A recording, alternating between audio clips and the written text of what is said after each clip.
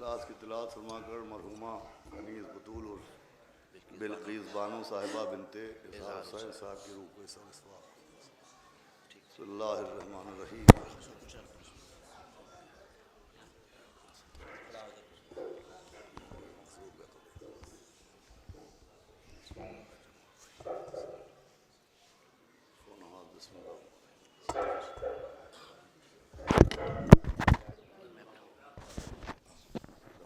मोहम्मद वाले मोहम्मद। फातिहा। बिस्मिल्लाहिर्रहमानिर्रहीम।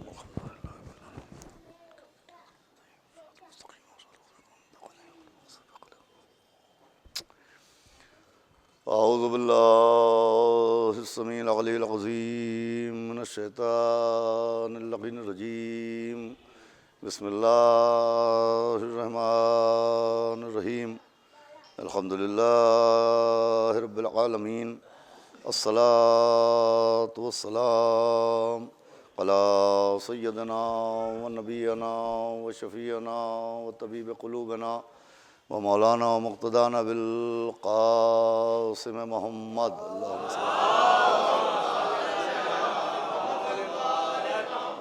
आलिहि तय्यबीन अत्ताहिरीन अल मासूमीन व लअनतुल्लाहि अला अअदाइहिम अजमईन मिन यौमिना हाज़ा इला यौमिद्दीन।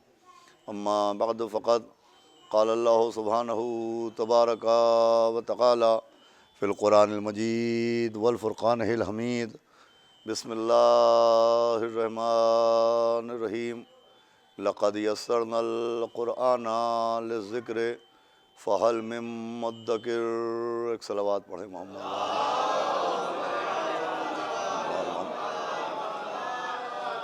हज़रात गिरामी, एक मोमिना एक मरहुमा के इसाले सवाब की मजलिस है। उसी मुनासिबत से आपके सामने गुफ्तगू करने के लिए मैंने कुरान मजीद के सूरह क़मर की जिस आयत करीमा की तिलावत करने का शरफ़ हासिल किया, उस आयत में खुदावंद आलम ने अपने कुरान का तारुफ़ भी बयान फरमाया और इस कुरान की जानिब तमाम क़ारियान कुरान को एक दावत भी दी है। तारुफ़ कुरान यह है कि लक़द यस्सरनल क़ुरआना लिज़्ज़िक्र, कि हमने इस कुरान को ज़िक्र के लिए आसान करार दिया। और दावत यह है कि फ़हल में मुद्दकिर, कि तुम में कोई है जो इस कुरान से नसीहत हासिल करे। देखिए, ये अल्फाज इस बात की दलालत हैं कि कुरान की तिलावत यकीनन सबब अजर व सवाब है, लेकिन कुरान सिर्फ़ हुसूल सवाब के लिए नाजिल नहीं हुआ है। कुरान सिर्फ़ तिलावत की गरज से नाजिल नहीं हुआ है, बल्कि कुरान नसीहत के लिए नाजिल हुआ है। कि इन कुरान के वाक़यात से जो दामन कुरान में मौजूद हैं, गुज़रे हुए अम्बिया के हालात, पैगम्बरों के मोजज़ात, कौमों के हालात जो कुरान के दामन में मौजूद हैं, हम इनको पढ़ें और पढ़ने के बाद हम गौर करें कि आखिर इन वाक़यात की गहराई में वो कौन सी नसीहतें हैं जो हमारे लिए मौजूद हैं। अज़ीज़ों, मजमूई तौर पर जब कुरान पे हम गौर करते हैं तो बिस्मिल्लाह से लेकर वन्नास तक दो नसीहतें हैं जो बहुत वाज़े तौर पर दामन कुरान में मौजूद हैं। एक नसीहत यह है कि इंसान को अल्लाह की रहमत से मायूस नहीं होना चाहिए।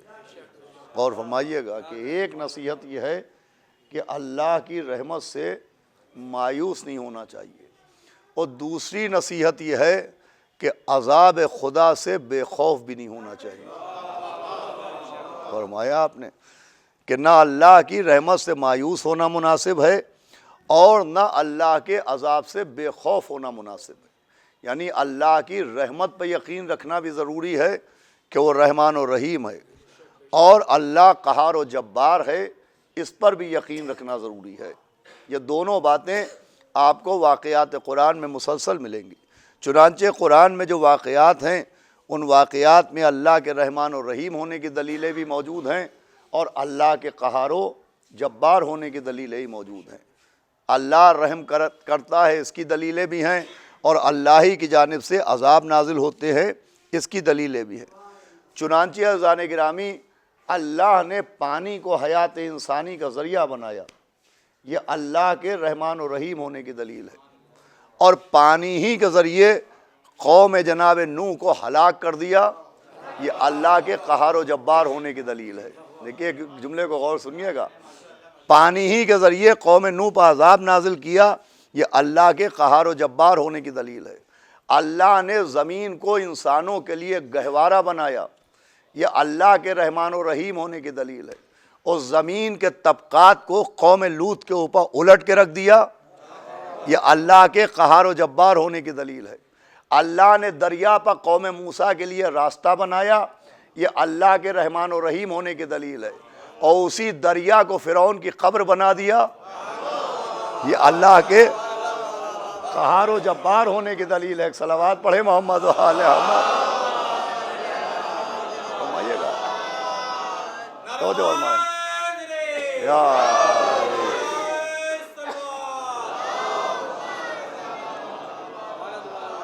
भाई उसी दरिया को फ़िरौन की कब्र बना दिया, ये अल्लाह के क़हार व जब्बार होने की दलील है। अल्लाह ने गुनाहगारों की हिदायत के लिए रहमतुल्लिल आलमीन जैसे नबी को भेजा, ये अल्लाह के रहमान व रहीम होने की दलील है। अल्लाह ने गुनाहगारों के बीच रहमतुल्लिल आलमीन जैसे नबी को भेजा, ये अल्लाह के रहमान व रहीम होने की दलील है।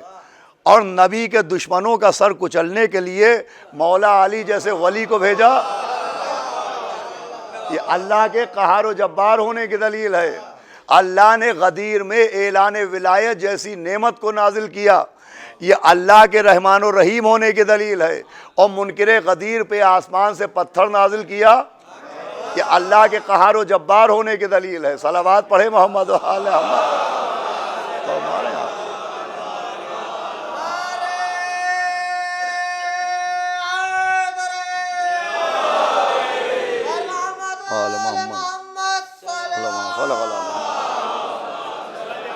सुनिए आज़ान की रात भाई, ये दोनों बातें आपको पैरेलल नज़र आएंगी। अल्लाह रहमान व रहीम है, इसकी दलीलें भी हैं। अल्लाह क़हार व जब्बार है, इसकी दलीलें भी हैं। अल्लाह ने अपने नबी को बशीर कहा, यह अल्लाह के रहमान व रहीम होने की दलील है। और नबी को नज़ीर कहा, यह अल्लाह के क़हार व जब्बार होने की दलील है। भाई बशीर का मतलब होता है बशारत देने वाला, खुशखबरी सुनाने वाला। और नज़ीर का मतलब होता है अज़ाब खुदा से डराने वाला, खौफ दिलाने वाला। नबी बशीर भी हैं और नबी नज़ीर भी हैं। जैसे अल्लाह रहमान व रहीम भी है, अल्लाह क़हार व जब्बार भी है, वैसे ही नबी बशीर भी हैं और नबी नज़ीर भी हैं। और नबी के बशीर होने की दलीलें भी मौजूद हैं, नबी के नज़ीर होने की दलीलें ही मौजूद है। नबी ने कहा मन माता अला हुब्बे आले मोहम्मदिन माता शहीदा, ये नबी के बशीर होने की दलील। नबी ने कहा मन माता अला हुब्बे आले मोहम्मदिन माता ताइबा, ये नबी के बशीर होने की दलील। नबी ने कहा मन माता अला हुब्बे आले मोहम्मदिन माता मग़फ़ूरा, ये नबी के बशीर होने की दलील। नबी ने कहा हुब्बो अली जवाज़ुल जन्ना, ये नबी के बशीर होने की दलील। नबी ने कहा इन्नल हुसैन मिस्बाहुल हुदा व सफ़ीनतुन नजात, ये नबी के बशीर होने की दलील है। नबी ने कहा जो आले मोहम्मद की मोहब्बत में मर जाए वो शहीद है, ये बशीर होने की दलील। वो ताइब है, ये बशीर होने की दलील। वो मग़फ़ूर है, ये बशीर होने की दलील। नबी ने कहा कि हुब्बो अलीउन याकुलुज़ ज़ुनूब कमा ताकुलो नारुल हतब, अली की मोहब्बत गुनाहों को ऐसे खाती है जैसे आग लकड़ी को खा जाती है। तो फरमाइएगा, ये नबी के बशीर होने की दलील है, ये नबी के बशीर होने की दलील है। नबी ने फरमाया ए अली, अगर कोई शख्स जनाब नूह जितनी ज़िंदगी पाए और सजदे करते करते ज़मीन में कील की तरह गड़ जाए और नमाज़ें पढ़ते पढ़ते उसकी खाल हड्डी की तरह से सख्त हो जाए और वो राह खुदा में कोहे अबू कुबैस के बराबर सोना ले जाके खैरात कर आए और लिबास हज पहने पहने सफ़ा व मरवा के बीच में आलम मज़लूमी में कत्ल कर दिया जाए, मगर ए अली अगर उसके दिल में आपकी मोहब्बत नहीं है तो अल्लाह उसे औंधा मुंह जहन्नम में डाल देगा। ये नबी के नज़ीर होने की दलील। सलावत भेजे मोहम्मद व आले मोहम्मद। फरमाया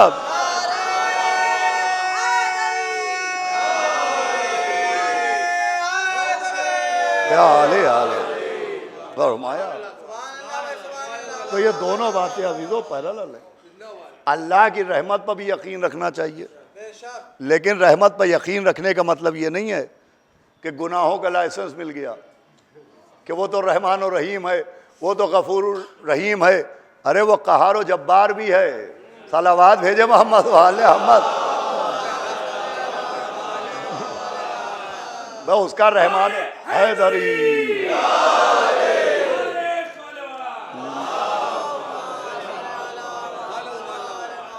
उसका रहमान और रहीम होना गुनाहों का लाइसेंस नहीं है कि हम जो चाहें गुनाह करते घूमें ना।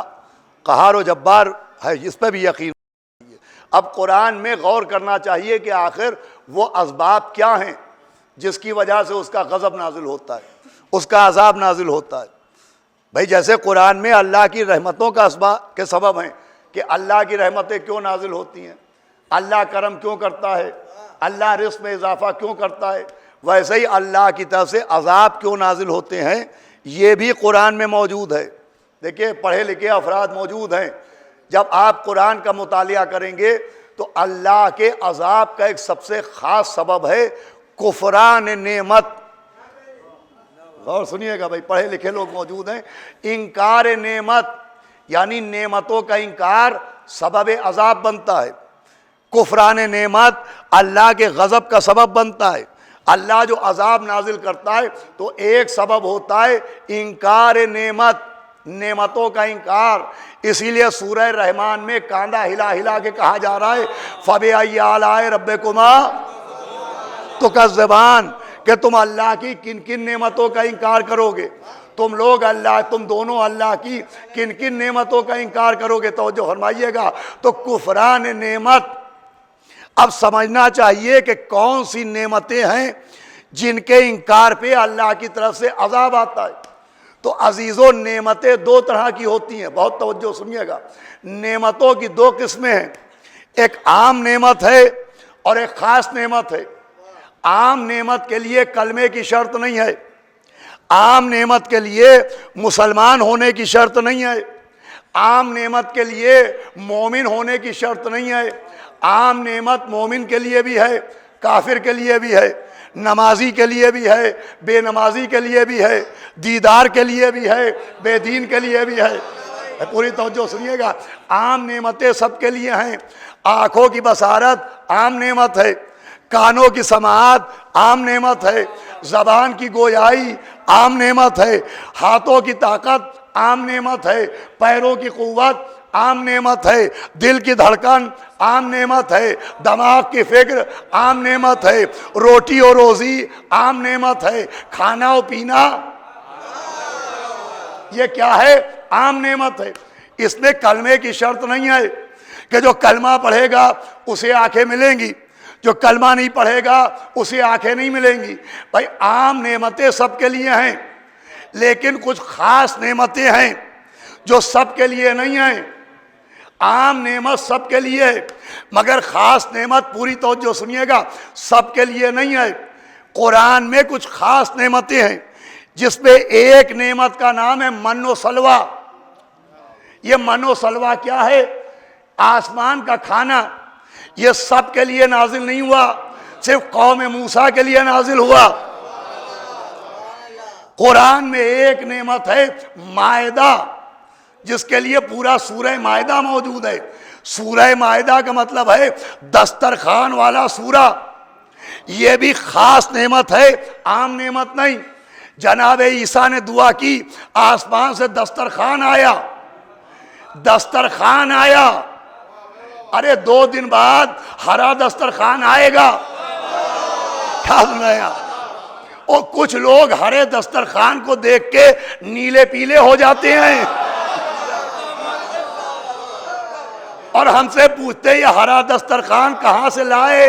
अरे कुरान खोल के देखिए, ये कुरान की अलमारी में रखा था, वहीं से निकाल लाए। सलावत भेजे मोहम्मद वाले मोहम्मद। बोलिएगा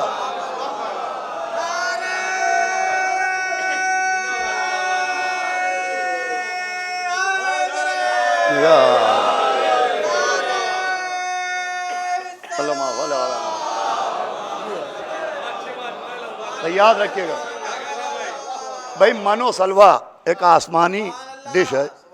जैसे हमारे लखनऊ के कुछ ख़ास खाने, नहारी, कुलचे, कबाब, पराठे। वैसे कुरान में एक डिश बयान हुई है, मनो सलवा। ये आसमानी खाना, ये सब के लिए नहीं आया, ये कौम मूसा के लिए आया। दस्तरखान, मायदा, ये सब के लिए नहीं आया, कौम ईसा के लिए आया। तो रोटी रोज़ी है आम खाना, आम नेमत, लेकिन मनो सलवा है ख़ास नेमत, मायदा है ख़ास नेमत। बहुत तवज्जो सुनिएगा। अब आम नेमत और ख़ास नेमत में एक फ़र्क और है। आम नेमत सब के लिए है, मगर ख़ास नेमत सब के लिए नहीं है। आम नेमत और ख़ास नेमत में एक फ़र्क यह है कि आम नेमत वो होती है जिसमें इंसानों की मेहनत भी शरीक है। भाई आम नेमतों में इंसान की मेहनत भी शरीक है। गेहूं आम नेमत है, इसे उगाने में इंसानों की मेहनत शरीक, और रोटी आम नेमत है, इसे पकाने में तो जो हमारे यहाँ इंसान की मेहनत शरीक है। लेकिन ख़ास नेमत में इंसानों की मेहनत शरीक नहीं होती है, अल्लाह की इनायत शरीक होती है। तो जो हमारे यहाँ भाई आम नेमत इंसान की मेहनत में मिल जाती है, लेकिन ख़ास नेमत अल्लाह की इनायत से मिलती है। भाई एक नतीजा देना है जिसके लिए आपके जहन को मुतवज्जे कर रहा हूँ। आम नेमत गुनाहगारों को दुआ करने से मिल जाती है। भाई हमने गुनाह किए, हमारा रिज़्क़ तंग हुआ, हमने तौबा की, ए अल्लाह गुनाह माफ़ कर, हमारी रोज़ी रोटी में इजाफा हो गया। तो आम नेमत गुनाहगार को दुआ से मिल जाती है, लेकिन ख़ास नेमत गुनाहगार की दुआ का नतीजा नहीं, वो मासूम की दुआ का नतीजा है।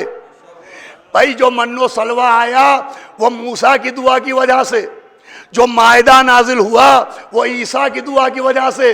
इसका मतलब ख़ास नेमत की पहचान है कि जो मासूम की दुआ के बाद मिले वो ख़ास नेमत है।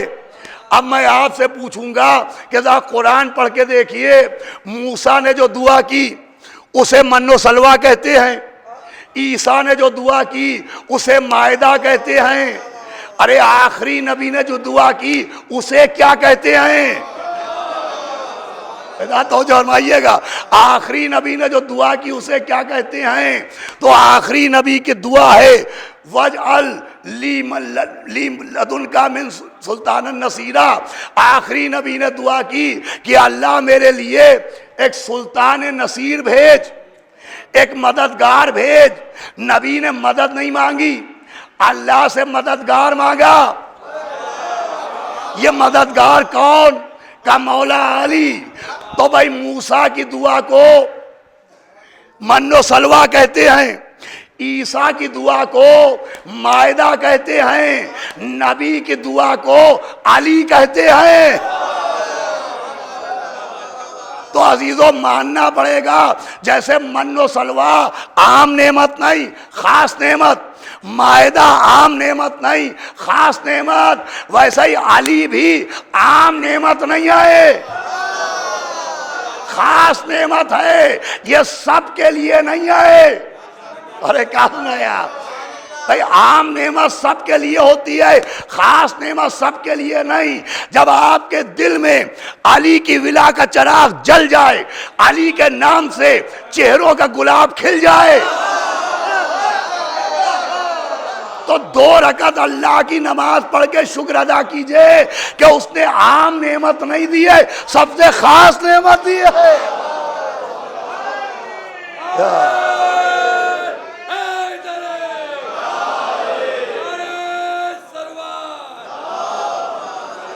सबसे खास नेमत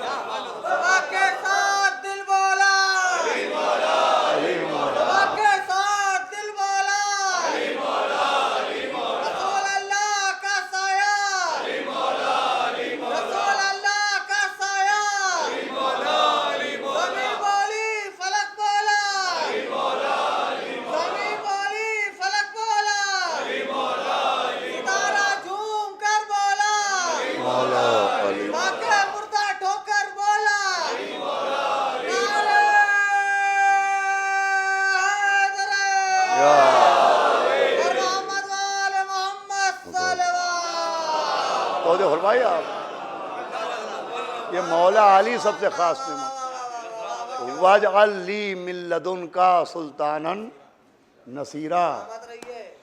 भाई मन और सलवा जनाब मूसा की दुआ है, मायदा जनाब ईसा की दुआ है, और मौला अली आखिरी नबी की दुआएं। तो जब वो आम नेमतें नहीं ख़ास नेमत है, तो ये मौला अली की विलायत भी आम नेमत नहीं, ख़ास नेमत है। ये ऐसी ख़ास नेमत है कि कुरान में नेमतों का जिक्र वही है जहाँ जिक्र अली है।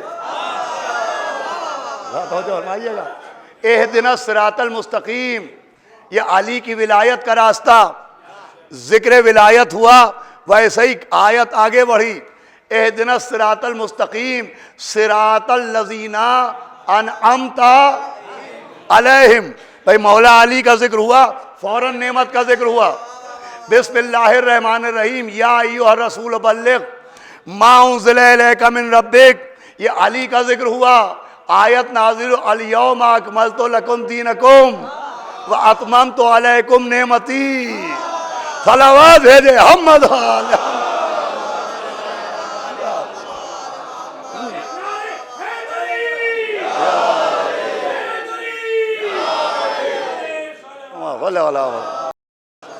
ये सबसे खास नेमत।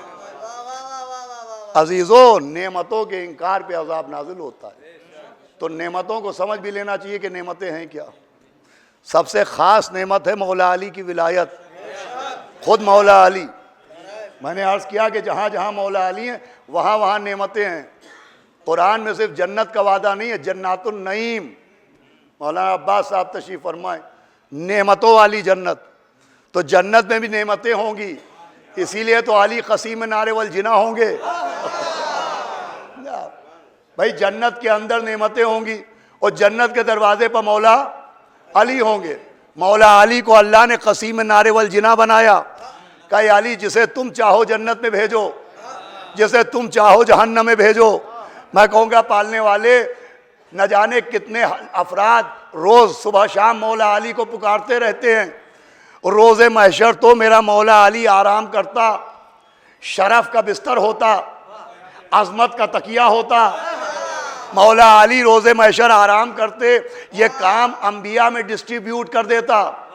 भाई पढ़ना मेरा काम है, समझना आपका काम है।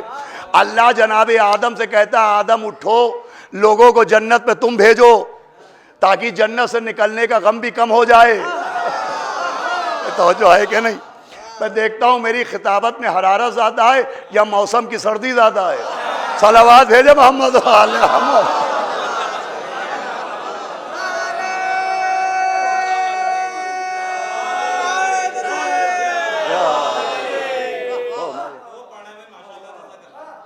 अल्लाह जनाब आदम से कहता, आदम उठो, लोगों को जन्नत में तुम भेजो। तुम्हें हमने जन्नत से निकाला था, वो ज़ख्म था, तुम जन्नत में भेजो, ये मरहम बन जाए। अल्लाह जनाब मूसा से कहता, मूसा बिस्मिल्लाह, लोगों को पुले सरात आप पार कराइए। आपके पास दरिया पार करने का तजुर्बा भी मौजूद है। वह न जाने आपका जहन कहाँ है। अल्लाह जनाब इब्राहीम से कहता, इब्राहीम उठो, इब्राहीम लोगों को जहन्नम की आग में तुम डालो, ताकि आतिश नमरूद का बदला भी हो जाए। मगर ये सारे काम मौला अली के हवाले किए कि क़सीम नारे वल जिना मौला अली हैं, पुले सरात पर परवाने नजात देने वाले मौला अली हैं। इब्ने हजर मक्की ने लिखा, जब तक अली लिख के न दें कोई पुले सरात पार न कर पाएगा। भाई पुले सरात से गुजरने के लिए अली का लिखना ज़रूरी है, अली के लिखने के लिए कलम ज़रूरी है, कलम ज़रूरी है। भाई पुले सरात से वही गुजरेगा जो अली से लिखवाएगा, जो अली के पास कलम लाएगा, जो अली को कलम पेश करेगा। अरे ये मौला अली परवाने नजात लिख रहे हैं या नबी का इंतकाम ले रहे हैं? नहीं समझे आप? भाई इब्ने हजर मक्की ने लिखा, जब तक अली लिख के न दे कोई पुले सरात पार न कर पाएगा। अब मेरा मौला अली किसको लिख के देगा ये मुझे नहीं मालूम, कि मुझे लिख के देंगे, आपको लिख के देंगे, इनको लिख के देंगे, उनको लिख के देंगे। मुझे ये नहीं मालूम कि अली किसको लिख के देंगे, लेकिन ये मालूम है कि किसको नहीं लिख के देंगे। तो जो है भाई ये मालूम है कि अली किसको नहीं लिख के देंगे, कम से कम उसको तो नहीं लिख के देंगे जिसने लिखने के लिए नबी को कागज और कलम न दिया हो। ऐसा सलावत भेजे मोहम्मद वाले, समझे आप?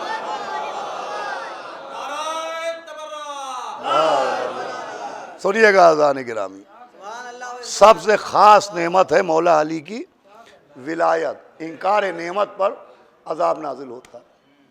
ये नेमत और नेमत की कद्र, नेमत और नेमत का इनकार, ये इतना अहम है कि कुरान में सूरह तकासुर मौजूद है और सूरह तकासुर की आखिरी आयत में क़िबला ये फ़िक्रा मौजूद है कि यौमइज़िन अनिन नईम। सूरह तकासुर में है कि रोज़े महशर अल्लाह नेमतों के बारे में पूछताछ करेगा। नेमतों के बारे में बहुत तवज्जो सुनिएगा, सवाल और जवाब होगा। अब वो कौन सी नेमतें होंगी जिनके बारे में रोज़े महशर पूछा जाएगा? तो हमारे आपके इमाम जाफ़र सादिक़ अलैहिस्सलातु वस्सलाम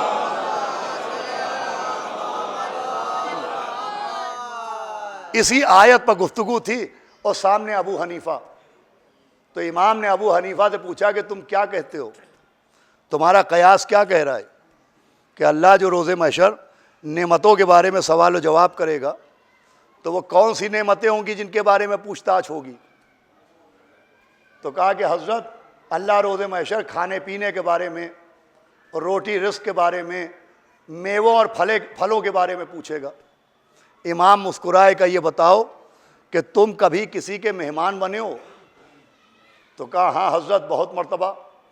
तो कहा जब तुम किसी के घर मेहमान बन के गए और मेज़बान ने तुम्हें खाना खिलाया, तो क्या किसी मेज़बान ने कभी खाना खिलाने के बाद तुमसे पूछा कि कितनी रोटियां खाई हैं, कितनी बोटियां खाई हैं? वैसा तवज्जो तो सुने, सलावत पढ़े मोहम्मद वाले।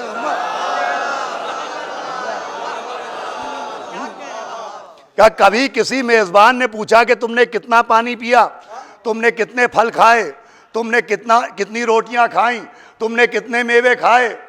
तो कहा हज़रत कभी किसी ने नहीं पूछा। कहा बड़े अफसोस की बात है, अरे एक मेज़बान का ज़र्फ़ इस बात की इजाज़त नहीं देता कि वो इतना सा खिला के पूछे, तो जो खैरुर राज़िकीन है क्या तुम उससे तवक्को करते हो कि वो तुमसे पूछेगा कि रोटियां कितनी खाई, पानी कितना पिया? का फिर हज़रत अल्लाह किस नेमत के बारे में पूछेगा? आखिरी आदमी तक तवज्जो का किस नेमत के बारे में पूछा जाएगा? इमाम ने फरमाया अल्लाह रोज़े महशर और रोटियों के बारे में, फलों के बारे में नहीं पूछेगा। वो नेमत जिसके लिए रोज़े महशर सवाल होगा वो हमारे दादा अली की विलायत है।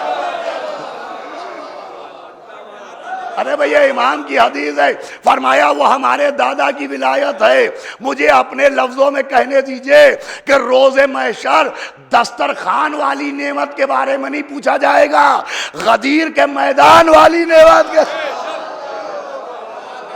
सलावत पढ़े मोहम्मद वाले मोहम्मद, इसके बारे में पूछा। ये है वो नेमत।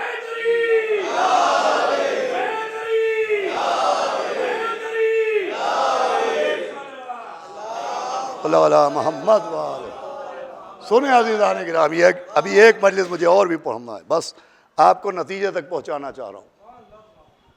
नेमत और इनकार नेमत, इनकार नेमत, कुफरान नेमत सबब अज़ाब बनता है। अब मैंने अर्ज़ किया ना कि नेमतों को समझना चाहिए। नेमतें दो तरह की, एक आम नेमत और एक ख़ास नेमत। आम नेमत सबके लिए है मगर ख़ास नेमत सबके लिए नहीं है। आम नेमत में इंसानों की मेहनत भी शरीक हो जाती है मगर ख़ास नेमत में अल्लाह की इनायत शरीक रहती है। आम नेमत गुनाहगार को दुआ करने से मिलती है। भाई अब ये बात मैंने समझा ली तो मेरी मेहनत स्वारत हो जाएगी। गुनाहगार को दुआ करने से मिल जाती है, लेकिन ख़ास नेमत गुनाहगार की दुआ से नहीं मिलती है, मासूम की दुआ से मिलती है। अब देखिए ये मैंने समझा लिया तो मेरी मेहनत स्वारत है। आम नेमत और ख़ास नेमत में एक फ़र्क ये है कि आम नेमत नमूद का नतीजा है, नुमूद, ये लफ्ज़ पहुंचा नुमूद। नुमूद किसे कहते हैं? उगने को कहते हैं नुमूद। जो चीज़ ज़मीन से उगे उसे क्या कहते हैं? नुमूद।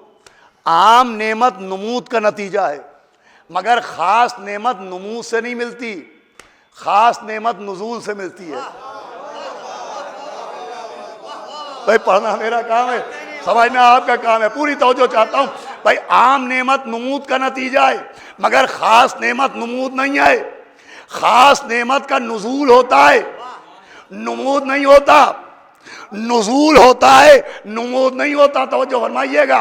मन्नो सलवा आसमान से नाजिल हुआ, उसका नुज़ूल हुआ, नुमूद नहीं। मौला मेरी मदद करें ये जुमला मैं पहुंचा सकूं। भाई मन्नो सलवा नुज़ूल का नतीजा है, नुमूद का नहीं। मायदा जनाब ईसा ने दुआ की, इलाहना व रब्बना अंजिल अलैना, हम पर नाजिल कर।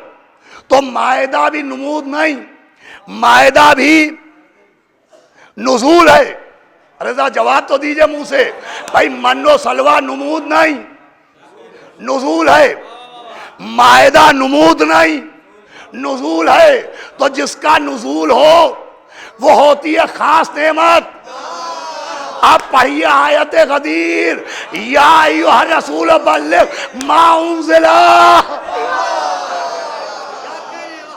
ए नबी पहुंचा दीजिए जो आप पर नाजिल किया जा चुका।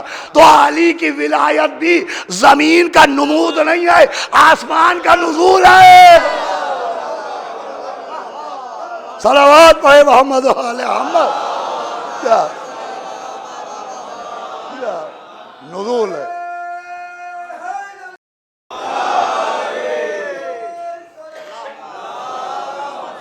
ये भी नुज़ूल है अजीजों।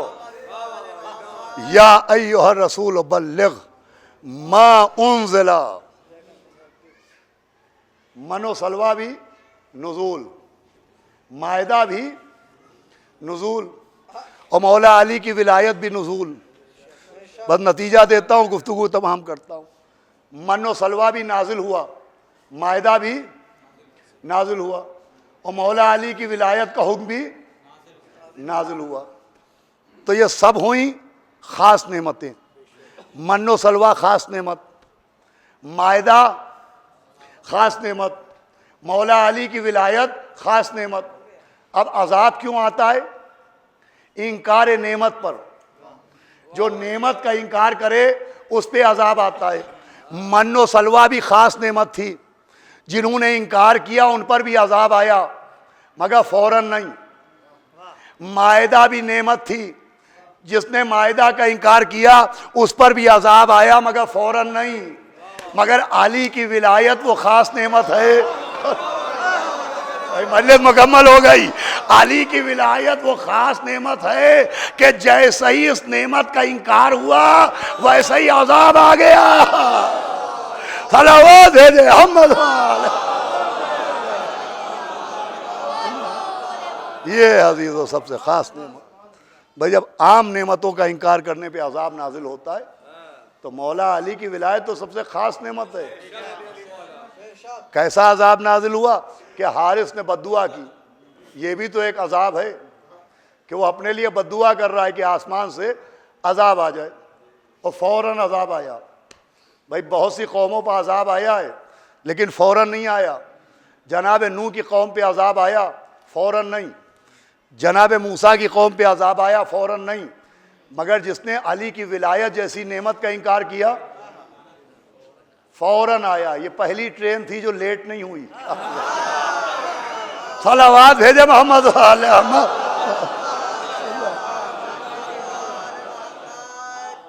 भाई जनाब नूह की कौम को अल्लाह ने थोड़ा सा मौका दिया, जनाब लूत की कौम को मौका दिया, मगर मौला अली की विलायत का जिसने इनकार किया उसे मौका नहीं दिया। मैं कहूँगा पालने वाले वजह क्या है? अरे जनाब नूह की कौम तेरी मुनकिर थी, जनाब लूत की कौम तेरा इनकार कर रही थी। ये हारिस तेरा मुनकिर थोड़ी है, ये तो मौला अली का इनकार कर रहा है। होना ये चाहिए था कि उन पर पहले अज़ाब आता और मौला अली के दुश्मन के अज़ाब में थोड़ी सी ताख़ीर होती। यहाँ फ़ौरन अजाब क्यों आया? आवाज़ आई कि सुनो, जो मेरा इनकार करते हैं उनके पास झूठा ही सही एक बहाना है कि जो दिखाई नहीं देता उसे क्यों माने, जो नजर नहीं आता उसे क्यों माने। मगर अली के दुश्मन के पास, अरे झूठे से झूठे दुश्मन के पास ये झूठा बहाना भी नहीं। भाई मेरे दुश्मन के पास बहाना है कि जो दिखाई नहीं देता क्यों माने, लेकिन दुश्मन अली के पास ये बहाना नहीं।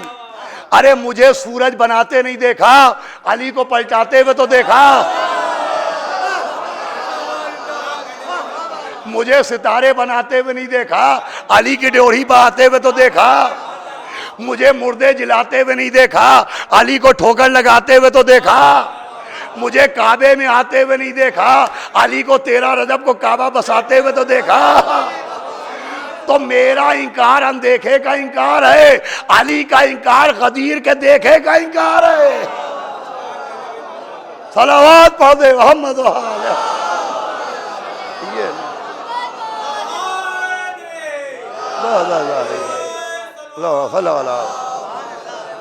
ये है सबसे खास नेमत, ये सबसे खास नेमत है। और इस खास नेमत का जरिया, इस खास नेमत का जरिया माँ बनती है। अल्लाह मरहुमा के दर्जात को बुलंद करे। मजलिस तमाम हुई। इस खास नेमत विलायत का जो जरिया बनती है वो माँ। इसीलिए फरमाया जब अपने दिलों में हमारी मोहब्बत की खुनकी महसूस करना तो अपनी माँ के हक में दुआ करना। ये जो आपके चेहरे मौला अली का जिक्र सुन के खिल जाते हैं, ये माँ की वजह से। ये जो दिलों के सहरा में मौला अली की मोहब्बत का दरिया बह रहा है, ये माँ की वजह से। ये जो इश्क़ अहले बैत है, ये माँ की वजह से। भैया अहले बैत की जो मोहब्बत और मौला अली की विलायत है, ये हमारी मेहनत का नतीजा नहीं है, ये अल्लाह की इनायत का नतीजा है। और तरीक़ा इनायत ये है कि ये मोहब्बत अहले बैत और विलायत अहले बैत की कश्ती पानी के दरिया से होके नहीं आई है, माँ के दूध के समंदर से होके आई है। बस अजीज़ों, माँ जिंदा हो तो जितनी खिदमत की जाए वो खिदमत कम है, मर गई हो तो जितना इसाले सवाब किया जाए वो इसाले सवाब कम है। क्योंकि सब कुछ, सारा क्रेडिट माँ को जाता है। ये मौला के फ़ज़ाइल पर जो खुशी है ये भी माँ की वजह से। और एक मज़लूम का नाम आया, एक तशना लब का नाम आया, एक बेकस मुसाफिर का नाम आया, एक उजड़े हुए घर का तस्करा हुआ, 2 कटे हुए बाजुओं का जिक्र हुआ, एक छिदे हुए सीने का जिक्र हुआ, एक पामाल लाशे का तस्करा हुआ, एक 6 महीने के लहू में डूबे हुए गले का जिक्र हुआ, सूखी हुई रगों पर चलते हुए खंजर का जिक्र हुआ, जलते हुए खेमों का जिक्र हुआ, सरों से छिनती हुई चादरों का जिक्र हुआ, सैयद सज्जाद के जलते हुए बिस्तर का जिक्र हुआ, सकीना के तमाचों पर निशानों का, तमाचों के निशानों का जिक्र हुआ। वो आंखों में आंसू आ गए। ये सारा क्रेडिट माँ को जाता है। अल्लाह दर्जात बुलंद करे मरहुमा के, उनके तमाम मुतालिकीन को तौफीक सब्र अता करे कि बहुत ही एहतिमाम के साथ मरहुमा की मजलिस मुनक़िद की है। और इस सर्दी में इतने लोग आ गए। ये शराफत होती है कि किसी के अज़ीज़ का इंतकाल हो, सय्युम 40वां या बरसी की मजलिस हो तो बड़ा मजमा आ जाता है, ताकि अहले गम को, साहिबान गम को ये एहसास ना हो कि हमारा अज़ीज़ मर गया, हम तन्हा हो गए। अल्लाह न करे कहीं लाशें पड़ी हों, कोई तन्हा हो, कहीं मैयतें पड़ी हों, कोई उठाने वाला ना हो, कहीं लाशें हों, कोई ताज़ियत देने वाला ना हो। हम करबला पर इसीलिए रोते हैं कि करबला में शरीयत तो शरीयत है, शराफत तक के कानूनों को पामाल कर दिया गया। बेगौर कफन लाशें पड़े हैं, सैयद सज्जाद लाशों के बीच में खड़े हुए। मजमा बहुत आ रहा है मगर ताज़ियत देने के लिए नहीं, कोई हाथों में हथकड़ियाँ पहनाने के लिए, कोई पैरों में देखिए ये जुमले आप सुनते हैं तो आपके दिल पर क्या गुजरती है। आप कभी इस पहलू को सोचिए कि रसूल खुदा पर क्या गुजरी होगी। रसूल खुदा के दिल से पूछा आपने, जब जंग बद्र हुई थी और रसूल के चचा जनाब अब्बास इब्ने अब्दुल मुत्तलिब गिरफ्तार हुए थे तो उन्हें रस्सियों से जकड़ के एक हुजरे में बंद कर दिया गया था। रात में लोगों ने देखा कि रसूल खुदा उठ के टहल रहे हैं। तो लोगों ने कहा या नबी अल्लाह हम तो जंग जीत गए, आप इतने बेचैन क्यों हैं? आवाज़ दी कि बेचैन क्यों ना हूँ, मुझे अपने चचा के कराहने की आवाज़ें सुनाई दे रही हैं। सहाबा में कोहराम बर्पा हो गया कि दौड़ो नबी के चचा की रस्सियाँ खोल दो। मैं कहूँगा या नबी अल्लाह, अरे चचा के रस्सियाँ बांधी गई, ये हाल हो गया। जब नवासियों के गले में रस्सियाँ बांधी जाएगी, जब सैयद सज्जाद के हाथों में हथकड़ियाँ और पाँव में बेड़िया। तो सुनिए 2 मिनट मजलिस तमाम है। रसूल खुदा पर क्या गुजरी होगी। ये जंग बद्र का जिक्र था, जंग उहद का जिक्र सुन लीजिए और मजलिस को तमाम कर दूं। जंग उहद में जनाब हमजा रसूल एक खुदा के चचा शहीद हुए और उनका लाशा पड़ा हुआ था, कलेजा सीने से बाहर था। जनाब रसूल खुदा बैठे रो रहे थे कि किसी ने कहा कि या रसूल अल्लाह गज़ब हो गया। कहा क्या गज़ब हो गया? कहा या रसूल अल्लाह, किसी ने जनाब हमजा की बहन को बता दिया है और वो अपने भाई के लाशे पर आना चाहती हैं। रसूल खुदा ने कहा जाओ रोको, देखो सफिया अपने भाई का लाशा न देख पाएंगी। सुनिएगा मजलिस तमाम है। हमारी फूफी को रोको, वो अपने चचा का लाशा न देख पाएंगी, लेकिन वो बहन क्या जो भाई की खबर सुने और घर में रह जाए। लिखा है जनाब हमजा की बहन लोगों को हटाती हुई, मेरा भाई कहाँ है, मेरा हमजा कहाँ है, मेरा भैया कहाँ है, रोती हुई चली आ रही हैं। जब रसूल खुदा को यकीन हो गया कि अब जनाब सफिया नहीं रुकेंगी, तो रसूल खुदा ने अपने कांधे की चादर उतारी और जनाब हमजा के लाशे पर डाल दी कि कहीं बहन की नज़र भाई के लाशे पर न पड़े। लेकिन जनाब हमजा का कद तवील था, चादर छोटी थी, जनाब हमजा का चेहरा छुप गया, सीना छुप गया, घुटने छुप गए। बाज़ीज़ो मजलिस तमाम है, मगर जनाब हमजा के खून में डूबे पाँव नज़र आ रहे थे। लिखा है रसूल खुदा कभी दाएं गए, कभी बाएं गए, कभी घास तोड़ी, कभी पत्ते उठाए और जनाब हमजा के पैरों पर डाले कि कहीं बहन की नज़र भाई के खून में डूबे पैरों पर न पड़ जाए। मैं कहूँगा या नबी अल्लाह फरियाद, अरे ये जंग उहद है जहाँ एक बहन का इतना ख्याल, हाय करबला, जहाँ एक बहन दरे खेमा पर खड़ी है, ओ पिसरे साथ, अरे मेरा माजा ज़बा किया जा रहा है, अरे मेरा नबीना सयालमुल्लज़ीना ज़लमू अय्यमुन क़लबीयन क़लबून। हज़रत एक मरतबा फिर से सूरह अलहम्द सूरह इखलास पढ़ के मरहुमा कनीज़ बानो और बुल्कीस बानो बिनते इज़हार हुसैन अहलिया इब्ने हसन साहब की रूह को इसारे सवाब।